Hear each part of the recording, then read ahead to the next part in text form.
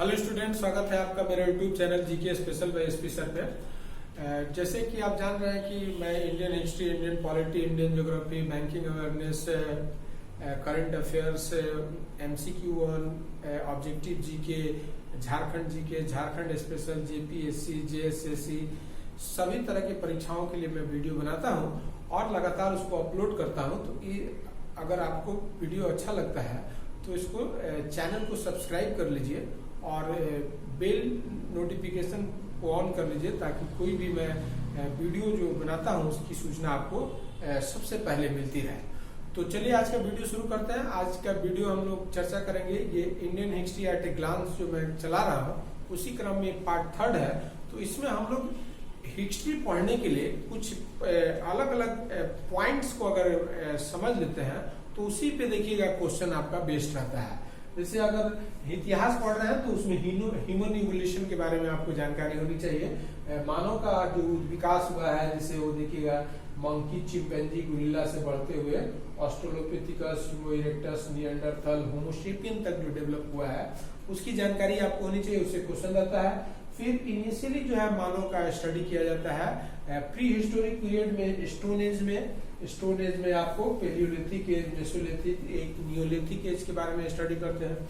फिर उसी तरह से मेटल एज आ जाता है। तो मेटल एज में आपको कॉपर एज है, चाल्कोलिथिक एज है, ब्रॉन्ज एज है, आयरन एज है, तो उसके बारे में स्टडी करते हैं। फिर ये सब जो मानव कल्चर था वो डेवलप होकर के देखिएगा 3000 बीसी के आसपास से जो है वो सिविलाइजेशन के लेवल पे पहुंच गया। तो आपको इंडस वैली सिविलाइजेशन, वैदिक सिविलाइजेशन, ये सब के बारे में स्टडी करनी चाहिए। फिर उसके बाद से मनुष्य ने जो है धर्म का विकास किया तो रिलीजन का स्टडी करना चाहिए, हिंदुइज्म, जैनिज्म, बुद्धिज्म करके। फिर फॉरेन देखिएगा भारत पे आक्रमण होते रहा हुआ, ईरानियन इन्वेशन है, मैसेडोनियन है, अरब इन्वेशन है। फिर जितने किंगडम है, डायनेस्टी है, इस सब के बारे में अगर कंप्लीट आप स्टडी करते हैं तो उसी से देखिएगा क्वेश्चंस रहते हैं।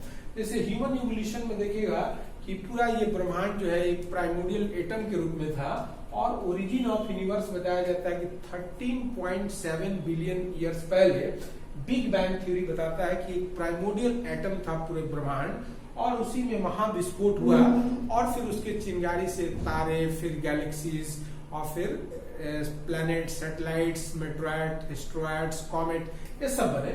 और फिर देखिएगा सोलर सिस्टम का ओरिजिन हुआ 4.6 बिलियन ईयर्स पहले और उसी में अर्थ का भी ओरिजिन हुआ।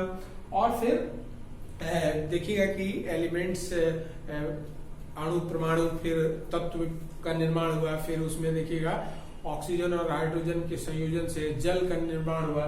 फिर जल में जीवन का उद्भव हुआ, काई, लाइकन, अलगी के रूप में। फिर देखिएगा यूनिसेल्युलर अमीबा, पैरामीशियम जैसे जीव का उद्भव हुआ। फिर उसके बाद से देखिएगा कि मल्टी सेलुलर जीव हुए, कॉम्प्लेक्सिटी उसका बढ़ते गया। फिर देखिएगा पानी में से जीव जो है स्थल पे आया तो कुछ जीव पानी स्थल एम्फीबियन हुए। फिर उसके बाद आगे देखिएगा तो जीव जो है पेड़ पे चढ़ गया, फिर हवा में उड़ने लगा।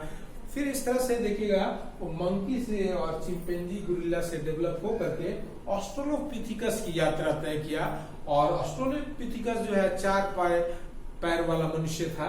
और फिर जो है होमो इरेक्टस क्या था, तो 2 पैर वाला था, मतलब वो खड़ा हो गया। इरेक्ट का मतलब खड़ा हो जाना, तो खड़ा हो गया और फिर 2 हाथ हो गए, पैर। और फिर उसके दिमाग का साइज बढ़ने लगा तो फिर वो आगे डेवलप होकर निएंडरथल हुआ।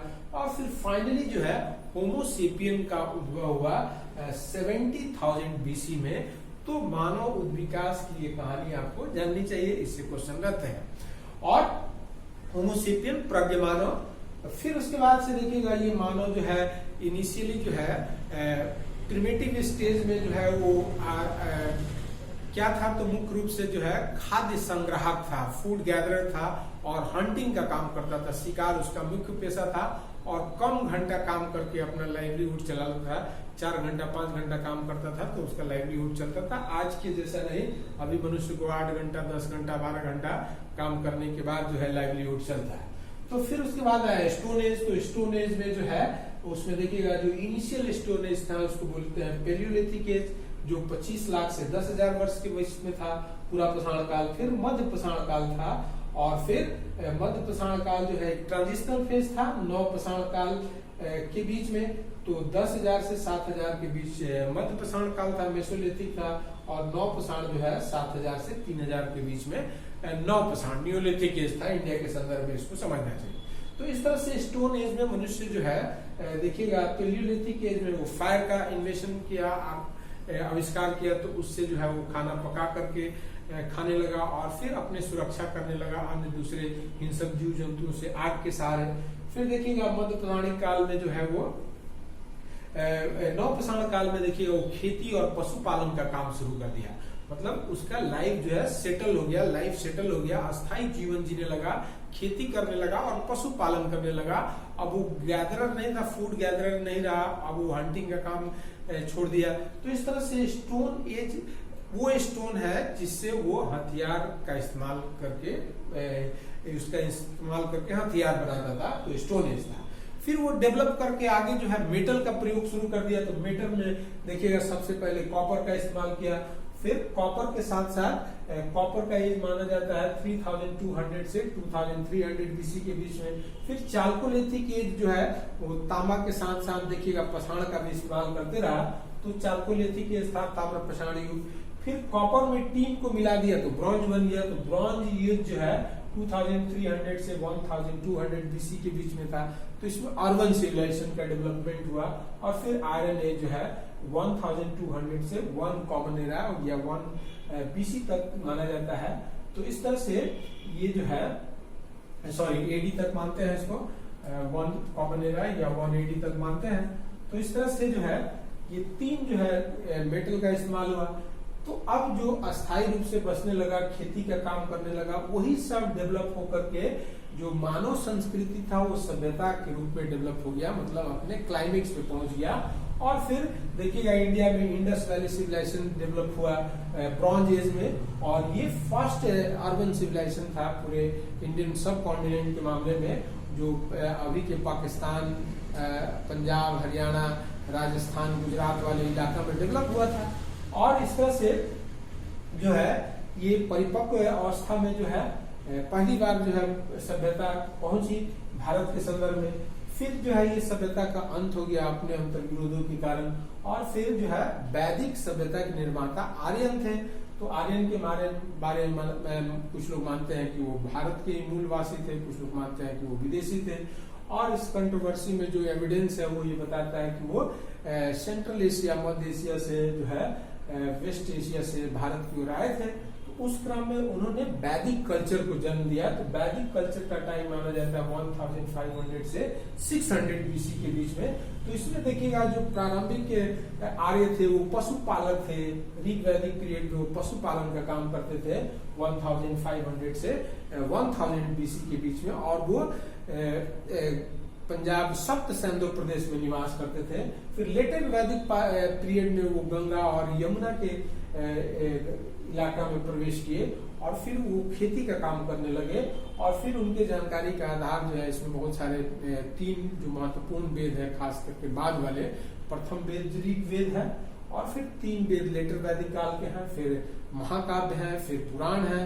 तो ये सब ग्रंथ से जो है लेटर वैदिक कार्यों के बारे में पता चलता है। तो सेकेंड फेज का ऑर्गेनाइजेशन जो है गंगा घाटी के क्षेत्र में हुआ, और फर्स्ट फेज का ऑर्गेनाइजेशन जो है इंडस के इलाका में हुआ था। तो सेकेंड फेज ऑर्गेनाइजेशन में देखिएगा राजगीर हो गया, कौशाम्बी हो गया, काशी हो गया, श्रावस्ती हो गया, हस्तिनापुर हो गया और इंद्रप्रस्थ हो गया, ऐसे सिटीज थे। और ये आयरन एज सिविलाइजेशन था, मतलब कि 1500 से शुरू होकर के 600 बीसी में वो अपने क्लाइमेक्स पे आ गया। फिर इस तरह से ये सब के बारे में आपको स्टडी करता है।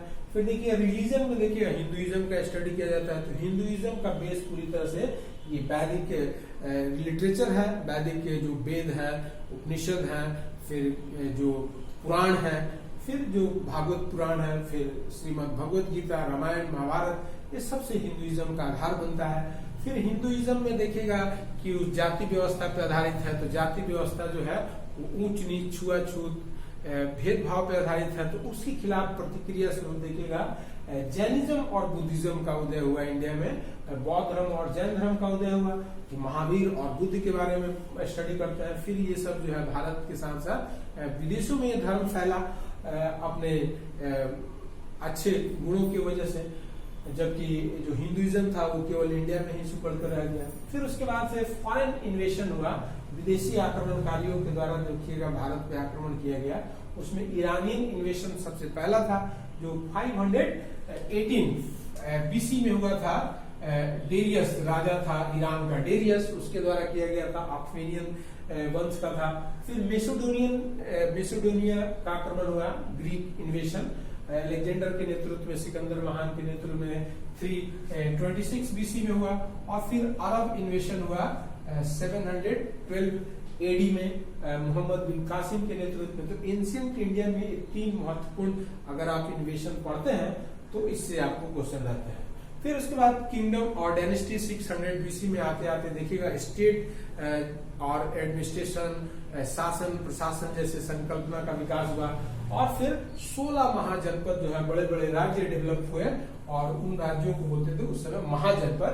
तो 16 महाजनपद नॉर्थ इंडिया में थे, तो उसमें सबसे शक्तिशाली था मगध।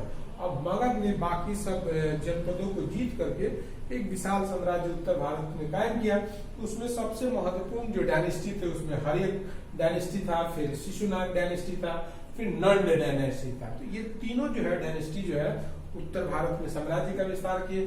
फिर दक्षिण भारत और पूरे पश्चिम पूरे भारत में साम्राज्य का विस्तार किया मौर्यों ने। और फिर मौर्यों के बाद से देखिएगा कि सुंग डायनेस्टी हुआ, फिर कन्वा डायनेस्टी हुआ, और फिर सातवाहन डायनेस्टी हुआ। तो ये 3 डायनेस्टी जो है मौर्यों के सक्सेसर थे, नेटिव यहाँ के स्थानीय थे। और जो नॉर्थ वेस्ट का इलाका है, अभी का पाकिस्तान, अफगानिस्तान, पंजाब, हरियाणा, राजस्थान, गुजरात वाला इलाका, तो वहां पे जो शासन करते थे उसमें इंडो ग्रीक, सब, पार्थियन और कुषाण थे। तो ये 4 डायनेस्टी जो है फॉरेनर थे जो भारत में शासन किए। फिर उसके बाद से साउथ इंडिया में देखिएगा संगम युग में चेर, चोल, पांड्या। चेर जो है केरल में, चोला जो है तमिलनाडु में, और पांड्या जो है सुदूर तमिलनाडु में शासन किए। तो ये साउथ इंडिया के डायनेस्टी थे। तो इस तरह से प्री गुप्ता पीरियड में और पोस्ट मौर्य पीरियड में इतने राजवंश का आपको स्टडी करना पड़ता है। फिर गुप्ता डायनेस्टी जो है, फिर मौर्यों के बाद गुप्तों ने जो है उत्तर भारत में विशाल साम्राज्य का निर्माण किया। फिर गुप्तों के ही समकालीन थे वकाटक, और फिर गुप्तों के बाद हुए वर्धन डायनेस्टी, जिसमें हर्षवर्धन का नाम चल गया।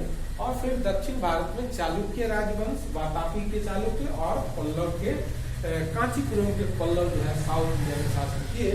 इतने डायनेस्टी किंगडम का अगर आप स्टडी करते हैं एंशिएंट इंडियन में, तो ये सब आपको जो है मतलब कोई भी प्रश्न छूटेगा नहीं, ये आप समझ लीजिए। इस तरह का आप स्टडी करते हैं तो कोई भी आपको प्रश्न छूटेगा नहीं।